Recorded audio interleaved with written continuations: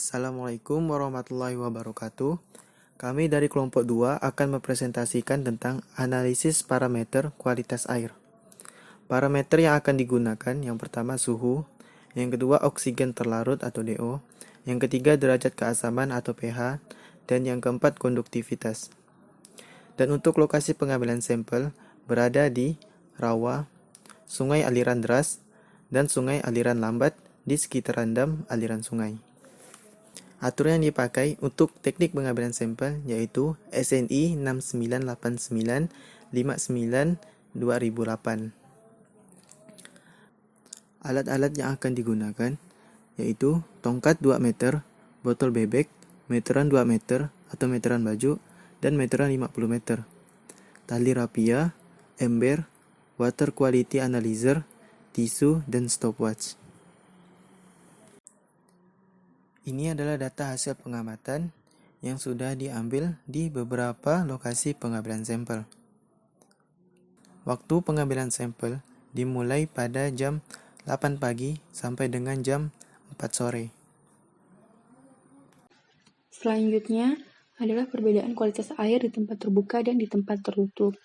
Sebelum mengetahui parameter-parameter dari tempat terbuka dan tempat tertutup, ada kalanya kita mengetahui apa itu tempat terbuka dan tempat tertutup. Untuk tempat terbuka, yaitu merupakan daerah aliran yang tidak terlindungi atau daerah perairan tidak memiliki penghalang seperti pohon atau bebatuan. Nah, pohon dan bebatuan ini biasanya akan mengakibatkan gelombang pada air. Namun pada tempat terbuka, hal itu tidak terjadi. Nah, biasanya pada tempat terbuka ini banyak terjadi pengendapan.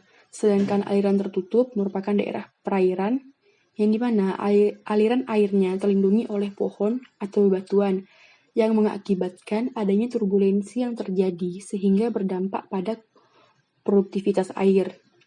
Perairan terbuka mempunyai kondisi lingkungan yang berbeda dengan perairan tertutup, terutama arus dan gelombangnya. Perbedaan arus dan gelombang ini yang diduga akan menyebabkan adanya perbedaan terhadap kualitas air. Hal ini disebabkan karena arus dan gelombang dapat menyebabkan terjadinya pengadukan partikel hingga pengadukan partikel ini dapat berdampak pada kondisi air. Untuk mengetahui kualitas air dilakukan pengukuran suatu badan air dengan beberapa parameter, baik secara fisik maupun kimia. Yang pertama ada DO atau oksigen terlarut. Semakin besar nilai DO, maka akan semakin baik kualitas air. Sebaliknya, jika nilai DO-nya rendah, maka kualitas airnya akan menurun. Sumber utama oksigen dalam suatu perairan berasal dari difusi dari oksigen. Kecepatan difusi sendiri dipengaruhi oleh tingkat salinitas, suhu, kekeruhan, serta pergerakan massa air dan udara. Suhu yang rendah akan memberikan dampak peningkatan nilai DO. Nilai DO pada daerah tertutup jika dibandingkan dengan suhu mempunyai korelasi yang sangat kuat karena nilai DO-nya lebih besar daripada nilai suhu. Sedangkan di daerah yang terbuka, nilai DO cenderung lebih rendah karena suhu pada daerah terbuka yang tinggi menunjukkan bahwa korelasi antara suhu dan DO di daerah terbuka sangat rendah. Selanjutnya ada derajat keasaman atau pH. Derajat keasaman ini dipengaruhi oleh DO. Nilai DO paling tinggi terdapat di tempat yang terbuka, dan pada tempat terbuka banyak terdapat sedimen-sedimen bahan organik yang menyebabkan kadar oksigen dalam air tersebut berkurang dan nilai pH yang didapat pun akan menurun dibandingkan dengan daerah yang tertutup di mana aliran airnya terus mengalir dengan deras sehingga dapat dikatakan bahwa aliran air di daerah yang tertutup lebih baik, yaitu pH-nya mencapai 7 dibandingkan dengan daerah yang terbuka. Selanjutnya adalah suhu. Suhu ini dipengaruhi oleh intensitas cahaya. Semakin meningkatnya intensitas cahaya, maka akan meningkatkan suhu air. Hal ini terjadi pada daerah terbuka. Sedangkan untuk daerah yang tertutup, intensitas cahaya ini tidak terlalu mempengaruhi karena ada penghalang seperti pohon yang menyebabkan intensitas cahaya tidak masuk langsung ke dalam badan air yang tertutup. sehingga suhu air pada daerah tertutup tidak setinggi suhu air di daerah terbuka. Bisa dikatakan suhu air di daerah tertutup itu rendah. Selanjutnya ada konduktivitas. Konduktivitas ini dipengaruhi oleh suhu. Suhu yang meningkat akan mengakibatkan meningkat pula nilai konduktivitasnya. Peningkatan nilai konduktivitas ini terjadi di daerah yang terbuka karena seperti tadi, daerah terbuka tidak memiliki penghalang seperti pohon. Berbeda dengan daerah yang memiliki penghalang, yaitu tempat tertutup. Nah, suhu pada tempat terbuka ini akan semakin meningkat apabila pada siang hari, sedangkan pada daerah tertutup tidak akan mengalami peningkatan karena adanya penghalang seperti pohon. Dari beberapa parameter baik secara fisik maupun kimia yang telah diukur dari badan air dari tempat yang terbuka maupun yang tertutup, dapat dikatakan bahwa pada daerah aliran air yang tertutup memiliki kondisi air yang baik secara segi warna, bau, rasa lebih baik dibandingkan dengan kondisi air di daerah terbuka. Dan dari parameter kimia, kondisi air di daerah tertutup dikatakan baik dari air di daerah terbuka. Ini merupakan hasil analisis grafik hubungan waktu dan parameter di wilayah rawa, sungai aliran lambat, sungai aliran deras, sekitaran dam, dan aliran sungai di LB11. Untuk wilayah sekitaran dam dan aliran sungai di LB11 tidak dilakukan dengan 5 kali pengulangan waktu, yaitu pukul 8.00, 10.00, 12.00, 14.00, dan 16.00 waktu Indonesia bagian Barat pada setiap lokasi, melainkan hanya data kualitas air di sekitaran dam pada pukul 9.00 sampai 12.00 waktu Indonesia bagian Barat dan kualitas air di aliran sungai LB11 pada pukul 13.30 sampai 16.00 waktu Indonesia bagian Barat. Dari hasil perhitungan menggunakan korelasi dan grafik didapatkan bahwa korelasi waktu dan pH di rawa, sungai aliran deras, dan aliran lambat berhubungan kuat dengan korelasi mendekati 1. Apabila ada perubahan naik atau turun suatu waktu, maka pH akan mengalami perubahan dan sebaliknya. Jika grafik waktu dan pH di rawa, sungai aliran deras, dan aliran lambat mengalami turun naik dan tidak stabil, maka faktor lainnya, sumber sampel dekat dengan lahan pertanian pada aliran lambat dan terdapat unggas di tempat pengambilan sampel, sehingga terjadinya perubahan yang tidak stabil dari pH dan waktu diakibatkan aktivitas biologis. Dari hasil perhitungan menggunakan korelasi dan grafik didapatkan bahwa korelasi waktu dan konduktivitas di rawa, sungai aliran deras, dan aliran lambat berhubungan kuat dengan korelasi mendekati 1. Apabila ada perubahan naik atau turun suatu waktu, maka konduktivitas akan mengalami perubahan dan sebaliknya. Jika pada grafik waktu dan konduktivitas di rawa, sungai aliran deras dan aliran lambat mengalami turun naik dan tidak stabil.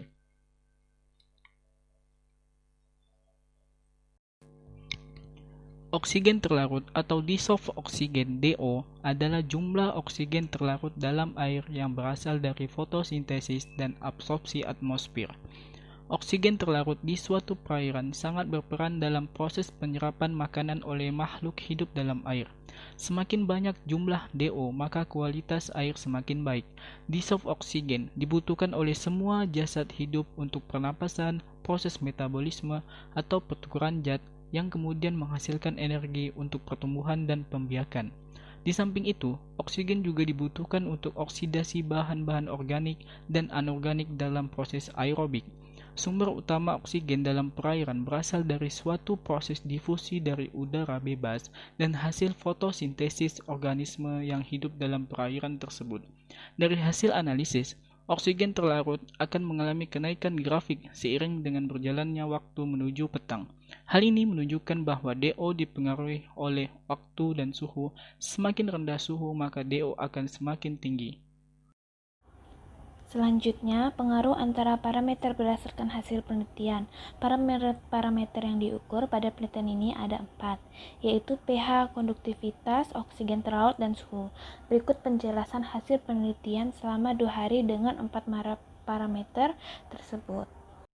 Pertama, parameter pH. pH adalah derajat keasaman yang digunakan untuk mengatakan tingkat keasaman atau kebasaan yang dimiliki oleh suatu larutan. Persyaratan mutu air minum berdasarkan SNI 013553 tahun 2006. Baku mutu standar air di mineral adalah 6 sampai 8,5 dan baku mutu air di mineral 5 sampai 7,5 dan untuk air bersih 6,5 sampai dengan 8,5. Nah, hasil dari penelitian kami untuk nilai pH dalam 2 hari pengukuran penelitian yaitu memenuhi standar baku mutu air minum. Pada hari penelitian hari pertama, parameter pH berpengaruh pada parameter lainnya di lokasi sawah, air aliran lambat, dan air aliran tenang. Nah, pada lokasi sawah, parameter yang memiliki hubungan kuat dengan pH adalah konduktivitas. Sedangkan pada lokasi air aliran tenang berhubungan dengan parameter suhu. Nah, parameter suhu dan pH pada lokasi air aliran tenang memiliki hubungan yang sedang. Hal ini dikarenakan aktivitas biota di sungai aliran air tenang kurang, dikarenakan suhu rendah akibat tertutupi oleh pepohonan.